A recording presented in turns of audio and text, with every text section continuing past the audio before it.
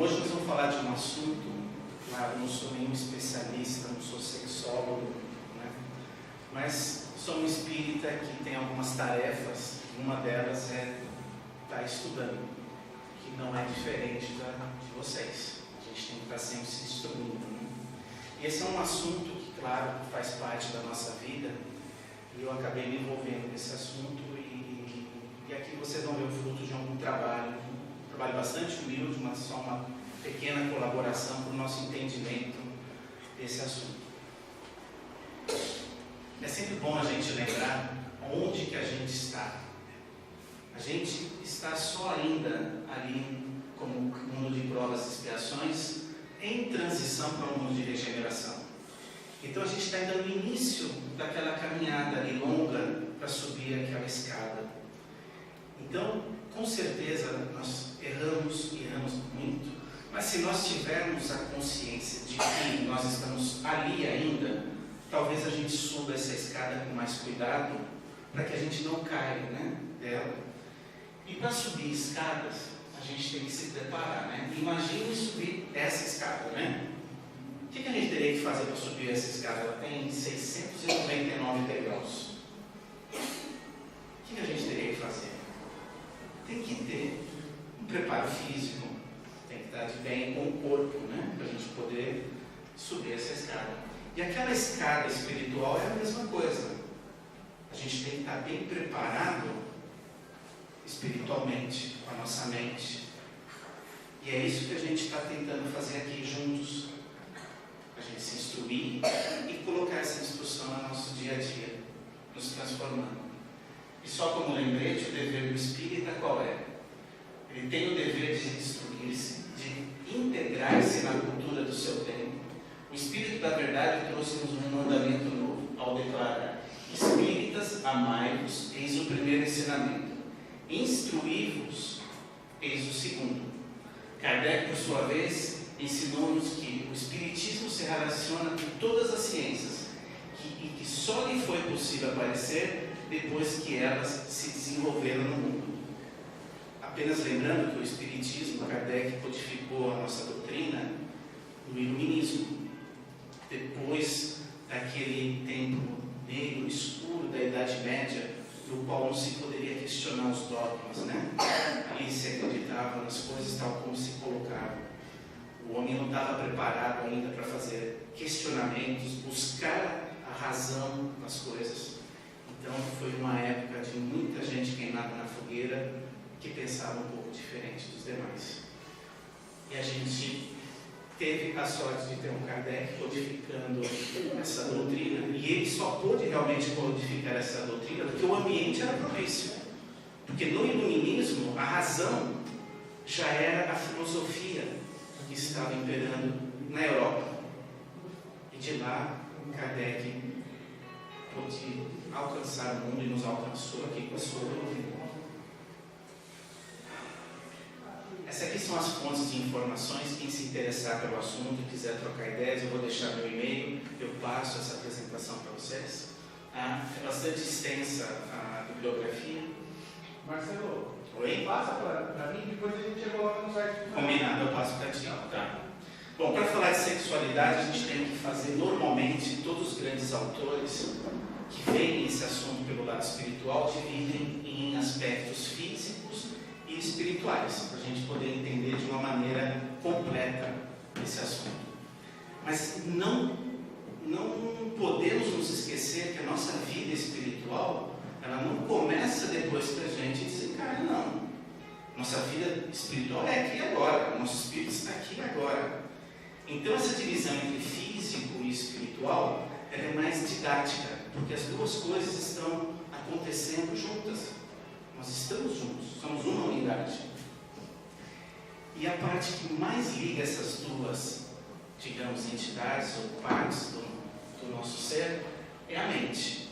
Então é na mente que as coisas acontecem, é na mente que nós temos a interface entre o que é o físico com o espiritual.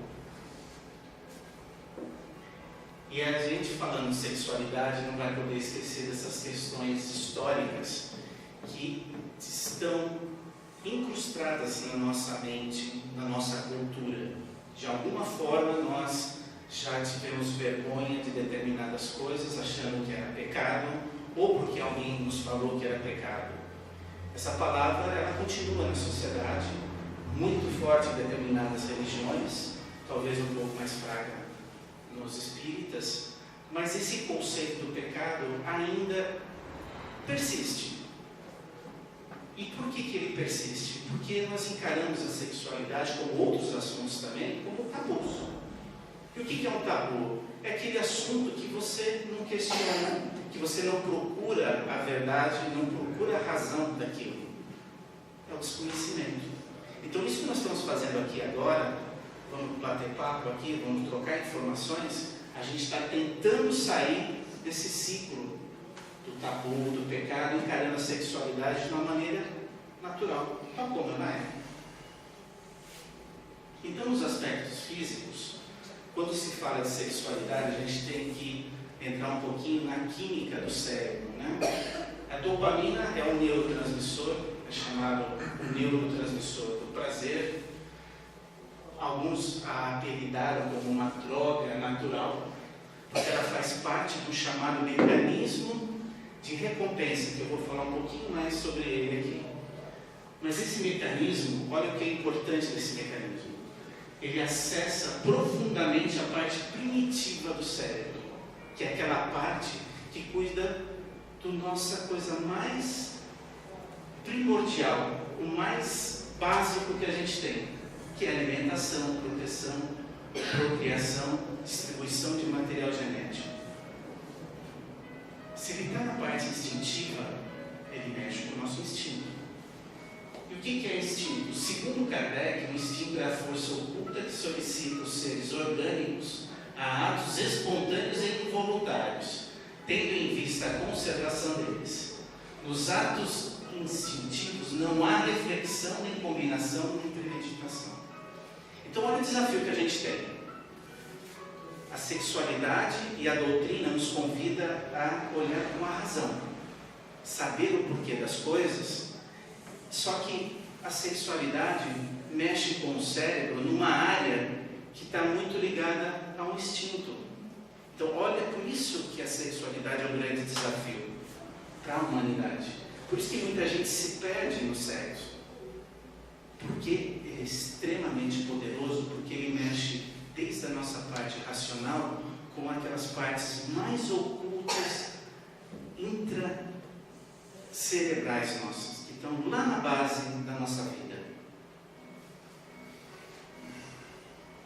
Essa é a parte mais gostosa da palestra, tá?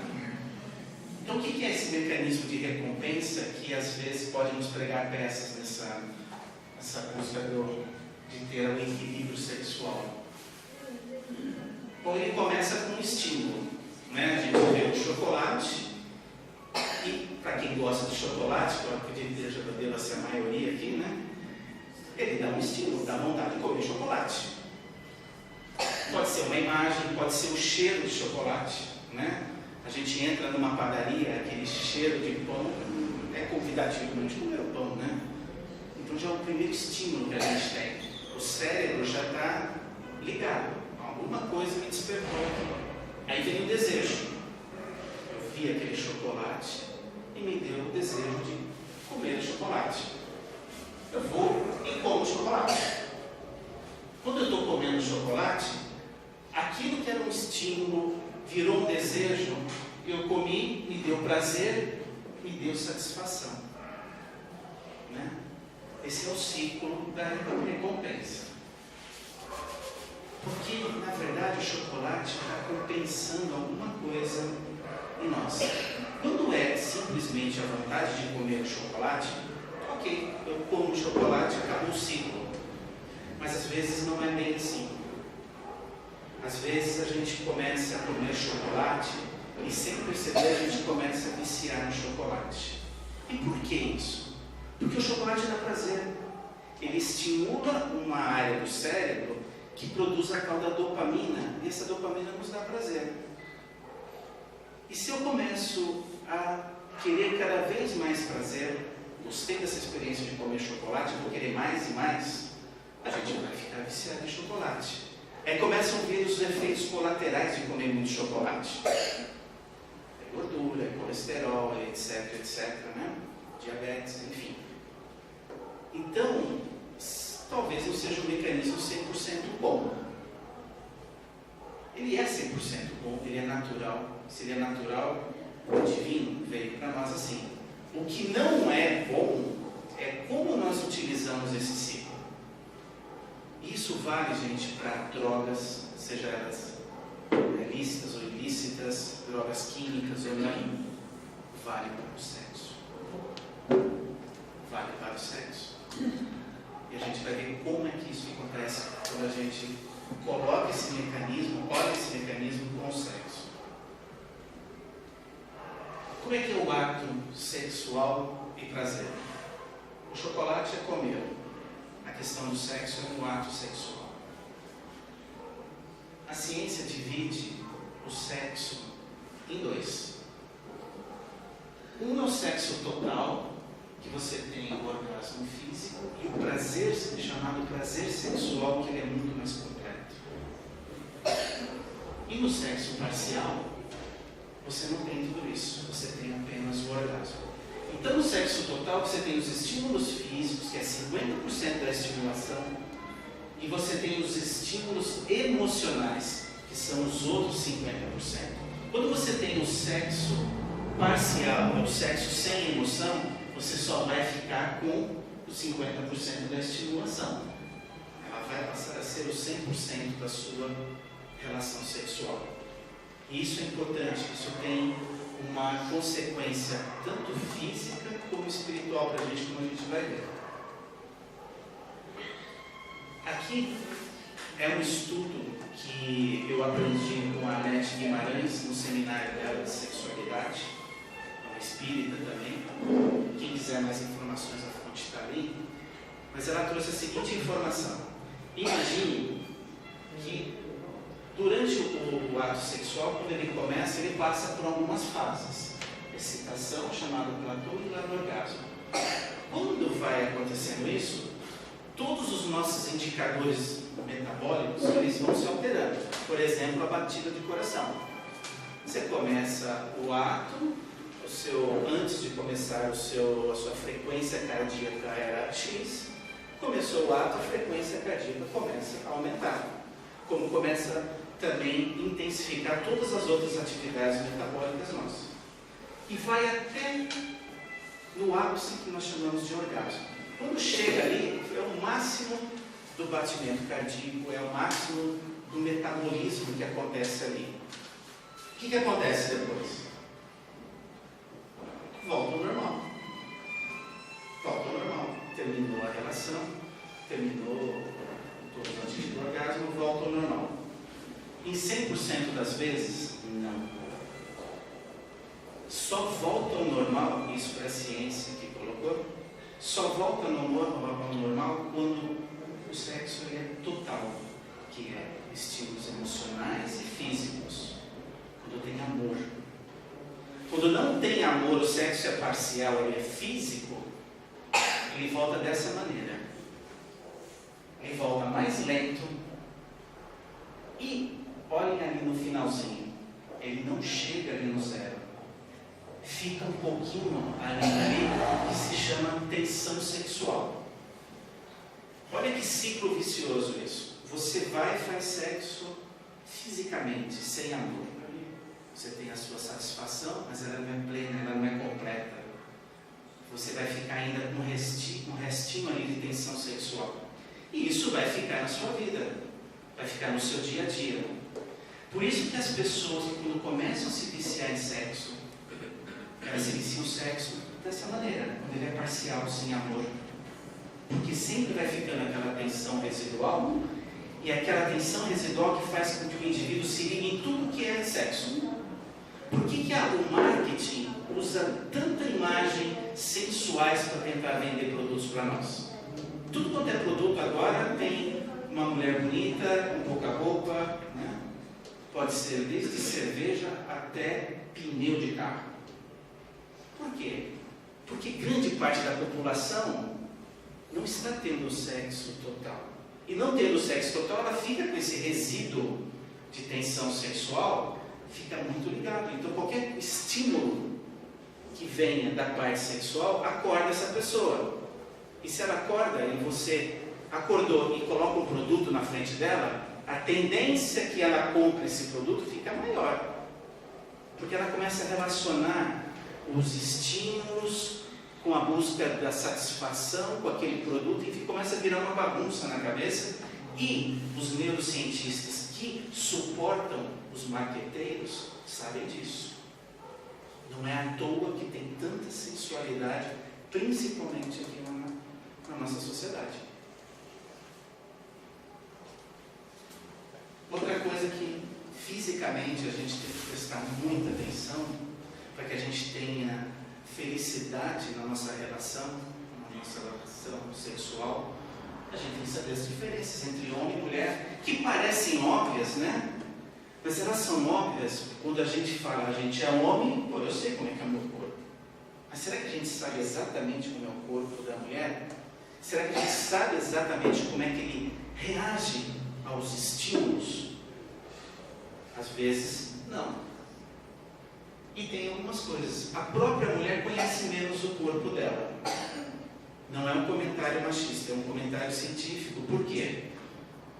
Primeiro, pela própria fisiologia. Os órgãos masculinos são externos e os femininos mais internos. Já é mais difícil esse convívio no dia a dia. E o outro grande problema é social, cultural. A mulher sempre foi na sociedade, aí sim, efeitos do machismo, menos estimulada a conhecer o sexo, a pensar sobre o sexo, a entender o sexo, né? O homem é muito mais estimulado a isso, né? Não quer dizer que é estimulado da maneira correta, a gente sabe que não, né? Mas é muito mais estimulado. Então essa é uma diferença que a gente precisa levar em consideração na nossa vida. A mulher demora mais para atingir o orgasmo. A mulher, ela se estimula muito menos com os estímulos visuais. Ela se estimula muito mais com os emocionais. Vocês, mulheres, sabem explicar isso muito melhor do que eu, né? O homem é muito mais visual. O homem excita-se mais com estímulos físicos e visuais que a mulher. E há N diferenças antropológicas e sociológicas, a gente já estava comentando, né? O papel que a mulher tem. E tem uma coisa fundamental que é antropológica. A mulher é ela que engravida, é ela que leva a criança, é ela que é responsável pela geração de vida. Então, naturalmente, a própria natureza, lá na nossa base instintiva, já coloca a mulher para ela ficar um pouco mais retraída, um pouco mais calma em relação ao próprio sexo.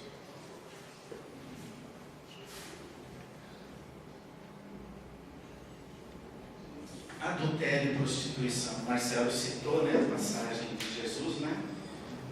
Quem nunca tiver pecado, que atire a primeira pedra. É um problema da nossa sociedade gigantesco. Essa talvez seja uma das, são várias, né? Mas uma das consequências mais drásticas do mau uso da energia sexual. Porque ela destrói famílias, ela destrói pessoas. Quando a gente trai ou é traído, a gente acaba interrompendo um sonho, acaba interrompendo uma sequência de vida que foi planejada e construída a dois. Existem algumas explicações para isso. Tem algumas explicações fisiológicas. Uma delas se chama efeito Coolidge. Não sei se já ouviram falar, mas Coolidge é o nome de um presidente norte-americano. Ele governou os Estados Unidos entre 1920 e 1929. O nome dele era Calvin Coolidge. Por que ele ganhou essa homenagem aí, esse efeito, né? Conta uma piada que quando ele estava com uma comitiva andando numa fazenda, ele estava com a esposa dele também, em grupos diferentes. Aí a esposa passou pelo galinheiro e o galo estava fazendo o seu papel de macho ali, com as galinhas, né? Todas ali. E ela ficou assim, maravilhada, né? Com o desempenho do galo. Chamou lá o assistente e perguntou: esse galo é assim todo dia? Ele dá conta? Não? Todos os dias, com todas as galinhas, sempre assim. Então, faz um favor para mim, fala para o seu Calvin, o seu Pullet, que o galo aqui ele não dá chabu, não. Ele vai e cumpre com o papel dele. Tá bom? Tá.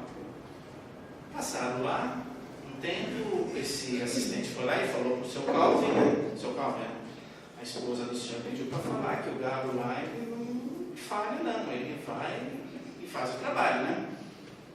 Ah, é? E ele faz isso sempre com a mesma galinha? Não. É uma de cada vez. Fala isso para ela lá também, por favor. Esse efeito, ele é verificado cientificamente. Você pega alguns experimentos com ratos. Você põe um ratinho macho, isolado, e coloca uma ratinha fêmea no cio, nesse espaço. O ratinho vai lá e vai copular com a ratinha. Vai copular quantas vezes ele quiser ou ele aguentar. Vai chegar uma hora que ele não vai querer mais, né?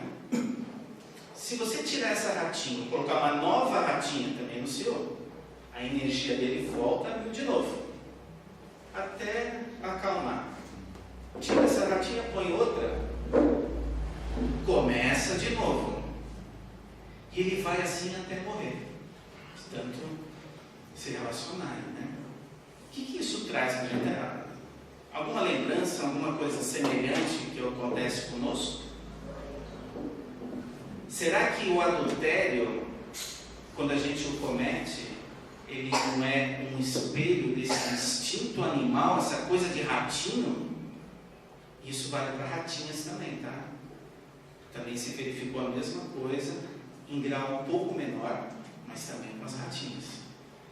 Então essa coisa de adultério, de poligamia, tem uma base instintiva que não serve de desculpa, porque nós somos seres racionais, já não somos mais só animais, nós já temos a razão, mas isso existe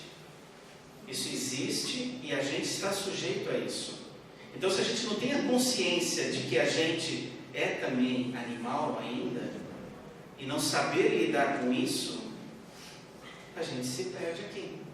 Se a gente der vazão a esses estímulos de uma maneira não racional, a gente vai trair, a gente vai destruir famílias.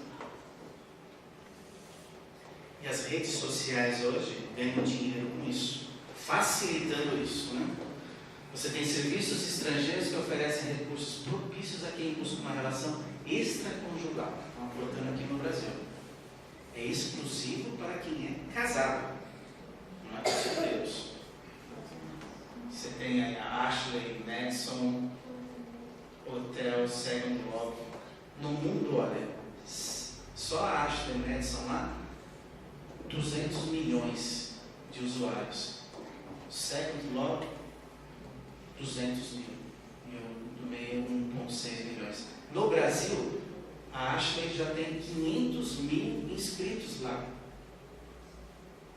Eu não sei exatamente como funciona, mas pelo que eu li, você faz um cadastro, colocando, se descrevendo e descrevendo aquilo que você deseja no seu par, né? E aí, quando tem uma dada combinação, o próprio sistema coloca essas pessoas para conversarem. E claro, absolutamente sigiloso, né? Os aspectos mais espirituais. O que a doutrina diz sobre o sexo? A doutrina diz não. A doutrina diz não para a proibição, mas sim para a educação. A doutrina diz não para a abstinência imposta, mas emprego digno com devido respeito a si e aos outros. Não para a indisciplina, mas controle. Não para o impulso livre, mas responsabilidade. Impulso livre é um instinto. Responsabilidade é a razão. A doutrina é totalmente racional. Então, temos a obrigação de estar racionalizando essa questão também. Relações sexuais geram compromissos. E não são só compromissos sociais, vamos dizer assim, de relacionamento humano, não. As relações sexuais deixam marcas no perispírito, no corpo físico, são laços muito fortes que podem desencadear boas ou más consequências. Tudo que a gente faz, pensa na vida, imprime no nosso perispírito alguma coisa. Desde a mais tênue atitude ou pensamento, até coisas absolutamente fortes, como é o caso da energia sexual. Então, se você imprime coisas muito ruins pelo seu mau comportamento sexual, o seu perispírito vai ficar marcado de uma maneira muito enfática. Isso pode te carregar por outras encarnações. Pode não parar o problema só no desencarne. Pode te levar além do túmulo, para a nossa erraticidade no plano espiritual. Que aí complica mais ainda a questão, porque lá a gente não tem os órgãos sexuais. E a única maneira de você continuar dando vazão àqueles estímulos sexuais é obsediando alguém que esteja numa relação sexual. E aí olha o ciclo vicioso que isso fica, Um retroalimentando ao outro. Porque os seres, as entidades que estão ali obsediando aquele que está encarnado, vão estar estimulando ele de alguma forma, vai estar tentando ajudar para que ele vá para o caminho da promiscuidade. Relações sexuais desregradas podem transformar-se em doenças, problemas para se engravidar numa próxima encarnação, impotência. Olha a frase de Raul Teixeira numa palestra sobre sexualidade: que fluido recebe as mulheres que tiram fotos nuas para as revistas? Depois que aparecem cânceres de útero, seios, podem ser os dardos dos fluidos que chegaram das mentes doentias. Quando a gente se expõe, hoje é o veículo, a internet, quando a gente se expõe de uma maneira sensual, a gente vai estar estimulando o que naqueles que vão estar ali nos vendo? São atrações sexuais. E isso, de alguma maneira, esses fluidos, essa energia, ela volta para a gente. No livro Sexo e Obsessão, de Paulo, a obsessão é uma abertura que nós permitimos. Sempre é assim. Então, a culpa, não adianta culpar e desgraçar o tal do obsessor, porque a culpa é nossa mesmo. Não adianta. Espíritos precisam dos encarnados para as suas necessidades, aquilo que eu comentei. Eles aproveitam-se do nosso vício em pornografia para estabelecerem seus processos obsessivos. E hoje a pornografia, nós vamos falar dela aqui, virou algo extremamente crítico. Principalmente por causa da internet, E os desvios sexuais, o mau uso da energia sexual e suas consequências, ainda aqui nessa encarnação, O uso desregrado da energia sexual deixa marcas no perispírito, nossa mente funciona como uma impressora, moldando mentalmente nosso perispírito. Essas impressões acompanham nossos espíritos através do plano físico e espiritual. E desvios sexuais tem de monte, Quando eu comecei a pesquisar isso, eu parei aí porque ia precisar de vários slides para aquelas palavras.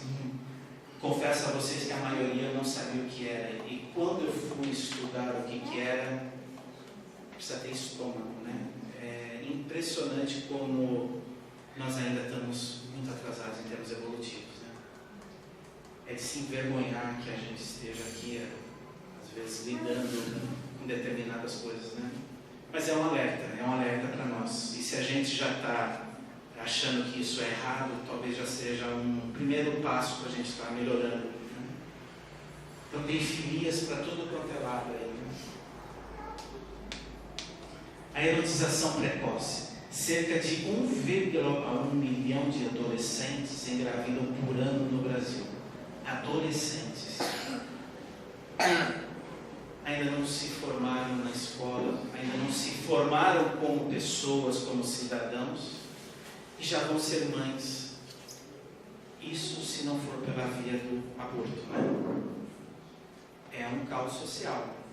São meninas que vão estar interrompendo a sua carreira produtiva para colaborar com o próprio país. São meninas que não vão ter a estrutura emocional e financeira para estar educando uma criança. E a grande maioria dessas gravidezes, elas são indesejadas. Indesejadas talvez pela falta de conhecimento ou pela falta de controle dos estímulos e do seu desejo. Puberdade aos 6 anos está cada vez mais comum, dizem estudos. Puberdade aos 6 anos. A própria sociedade tem culpa nisso, né? Essa erotização exacerbada que nós vemos na televisão, na internet agora, isso estimula.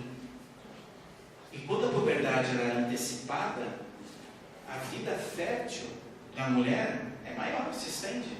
Então ela fica sujeita a engravidar cada vez mais cedo. No mundo, o número de abortos por ano é entre 46 e 55 milhões. Número de abortos por dia, aproximadamente 126 mil. Salto, minha cidade tem 110 mil habitantes. Por dia, 126 mil abortos. Onde ocorre? 78% de todos os abortos são realizados em países em desenvolvimento, como o nosso. Dos restantes, 22 dos desenvolvidos. E não é só menina não que se perde em relação ao sexo. Essa era a Miss Grã-Bretanha, de 2015. Ela foi participar de um reality show, fez sexo nesse reality show e perdeu a coroa. Então vocês veem, as meninas pequenas começam a se espelhar nas misses. Eu queria ser uma miss quando eu crescer, né? Será que uma miss como essa? E a pornografia? O grande problema da pornografia hoje é a tal da internet de banda larga, que se chama, é extremamente veloz, que você pode estar acessando um monte de sites ao mesmo tempo, e você imagina aquele monte de sites ali, estimulando sexualmente a pessoa, 1, 2, 3, 4, 5, 6, tudo aberto ali ao mesmo tempo. Aquela roda do chocolate, imagina várias e várias ali, vários e vários estímulos. Porque antigamente a pornografia era o quê? Era em revistas, né? Na nossa época lá de criança, era super difícil você conseguir uma revista. Hoje não, hoje são apenas teclados, né? Você tecla e consegue. Alguns números aí da pornografia. 2,2 bilhões de habitantes estão online diariamente. 247 bilhões de e-mails, 5 bilhões de mensagens de texto, média de 18 horas semanais online, 40% das crianças estão online, 2,5 bilhões de e-mails diários com conteúdo pornográfico, 47% das crianças recebem mensagens não desejadas. Esse dado é terrível. Idade média de visualizar pela primeira vez a pornografia, 9 anos de idade. A indústria adulta diz que entre 20% e 30% do tráfico de material pornográfico vem das crianças, são acessos de crianças. 1 bilhão de páginas pornográficas na web. 1 bilhão de páginas. Essa é uma pesquisa americana. 67% dos homens lá e 49% das mulheres acham a pornografia aceitável. Não veem nenhum grande problema na pornografia. Só que tem um outro lado. 68% dos divórcios nos Estados Unidos têm como motivação a traição pela internet. Esse é um outro trabalho também americano. Esse aqui são nomes de atores pornográficos. Vocês sabem qual que é a idade, a expectativa média de vida de um ator pornô? Se vocês verem aqui na última coluna, tem a idade ali que eles desencarnaram, 26, 31, 34, e aí vai. Foi AIDS, foi câncer, droga, overdose, suicídio, e vai.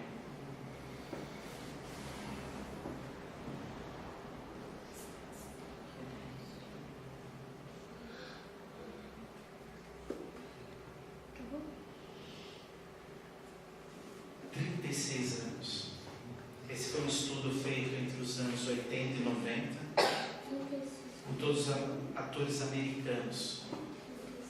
A média do cidadão americano era de 78 na época desse estudo. O ator pornográfico, 36 anos. Aquela frase do Raul Teixeira, será que não se prova aqui, né?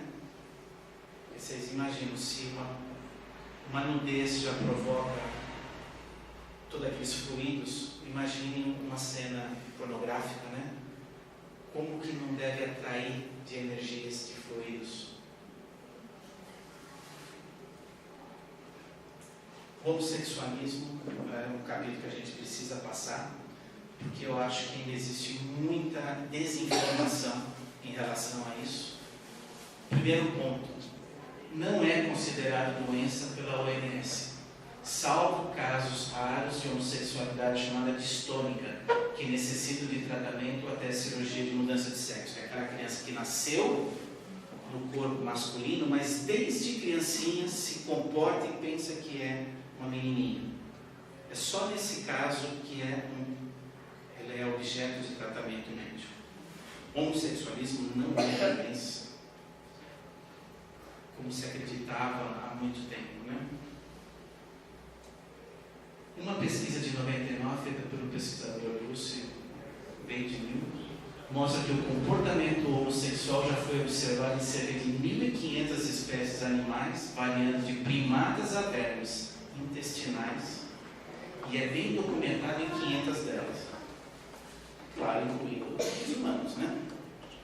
Então, é natural? Os números dizem, né? Faz parte.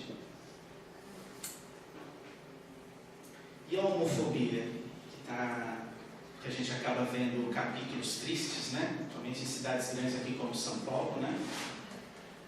Foi feito um estudo nessa universidade, na Geórgia, nos Estados Unidos, que eles pegaram um grupo de 64 alunos, sendo que eles foram escolhidos da seguinte forma: aqueles que eram declaradamente homofóbicos, formou-se metade desse grupo, 32.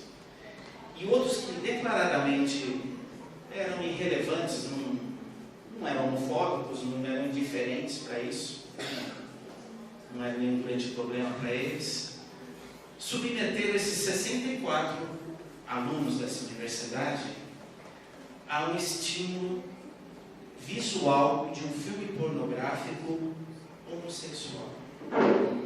E mediram a excitação de todos eles. Esses 64 eram homens, tá? Você sabe qual foi o resultado? Aqueles que se auto-intitulavam homofóbicos tiveram mais do que o triplo de incidência de excitação do que daqueles que não eram homofóbicos. Então, quem é homofóbico tem que dormir com esse barulho, né? Tem que repensar. A gente precisa realmente repensar valores. E qual que é a conclusão que a gente chega? A gente tem que buscar o respeito pelo próximo. Seja ele heterossexual, homossexual, seja ele casado, solteiro. É o respeito. Quando a gente tem uma atitude que a gente não sabe se ela é correta ou não, se aquilo é ético ou é moral, a gente tem que pensar assim: eu faria isso na frente de todo mundo? Não teria problema nenhum eu fazer isso na frente de todo mundo? Não teria problema. provavelmente você vai poder fazer. Agora, quando você tem alguma dúvida, quando você quer esconder, é melhor repensar. Porque de repente a gente não está respeitando algumas leis naturais, né? Talvez a gente não esteja respeitando o próximo. A monogamia é sinal de evolução espiritual. A doutrina, ela não coloca para nós que nós temos que ser monogâmicos e quem não for monogâmico, não é nada disso. A nossa doutrina não nos proíbe de nada, né? Ela recomenda, ela coloca algumas afirmações e essa é uma dessas. Talvez muitos de nós na nossa sociedade ainda não estejamos prontos para isso, né? Claro, nós estamos ainda no mundo de provas e expiações, né? Mas esse é o norte que a gente tem que ir. Esse é o correto que a gente tem que mirar, porque é ele que vai nos levar na evolução espiritual. E a gente tem que educar o comportamento, porque o sexo, ele ativa o nosso instinto. E ele não tem uma